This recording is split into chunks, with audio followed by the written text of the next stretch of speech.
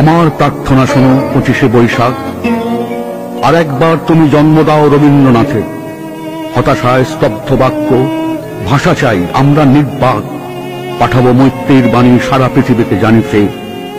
রবীন্দ্রনাথের কণ্ঠে আমাদের ভাষা যাবে শোনা, ভেঙে যাবে রুদ্ধশ্বাস নিরুদ্যম সুদীর্ঘ মৌনতা। আমাদের দুঃখ সুখে ব্যক্ত হবে প্রত্যেক রচনা, পীড়নের প্রতিবাদে উচ্চারিত হবে সব কথা। আমি দিব্য চক্ষে দেখি অনাগত সে রবীন্দ্রনাথ, দস্যুতায় দীপ্ত কণ্ঠ বিগত দিনের, ধৈর্যের বাঁধন যার ভাঙে দুঃশাসনের আঘাত, যন্ত্রণায় রুদ্ধবাক যে যন্ত্রণা সহায়হীনের, বিগত দুর্ভিক্ষে যার উত্তেজিত তিক্ত তীব্র ভাষা, মৃত্যুতে ব্যথিত আর লোভের বিরুদ্ধে খরধার, ধ্বংসের প্রান্তরে বসে আনি দৃঢ় অনাহত আশা, তার জন্ম অনিবার্য